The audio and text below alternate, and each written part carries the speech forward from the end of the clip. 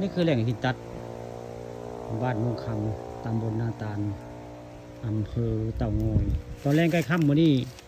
มืดพางมืดพลได้ลูกค้ามาภาพบรรยากาศในแหล่งหินตัดบริเวณทางขึ้นวัดพาพึ่ง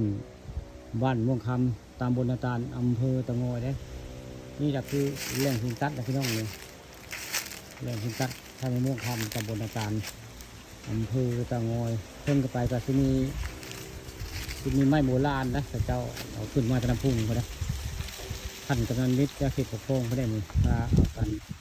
บ้านเมืองพาเดียวขึ้นมาไว้ง่ายเอาขึ้นมาสักไว้แต่นี่ละนี่ไม้มาจากน้ำพุ่งไปแล้วแต่เจ้าเอาขึ้นมาจากน้ำพุ่งถึงไว้ในเพื่อเขามีร่างทรงเขาเจ้าว่าเพิ่นจะขึ้นมาเลยพากันเอาขึ้นมาไว้ในนี่ไม้นี่หินนี่มีตั้งนานในหินนี่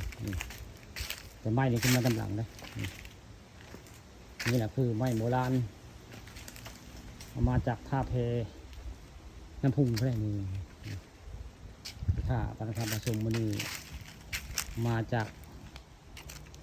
วัดถ้ำผาพึ่งไปได้เลยมาเวเอาภาพบรรยากาศไม้โบราณแล้วก็หินตัดบ้านม่วงคำตำบลนาตาลเอามาให้เบิ่งมาชมนั่น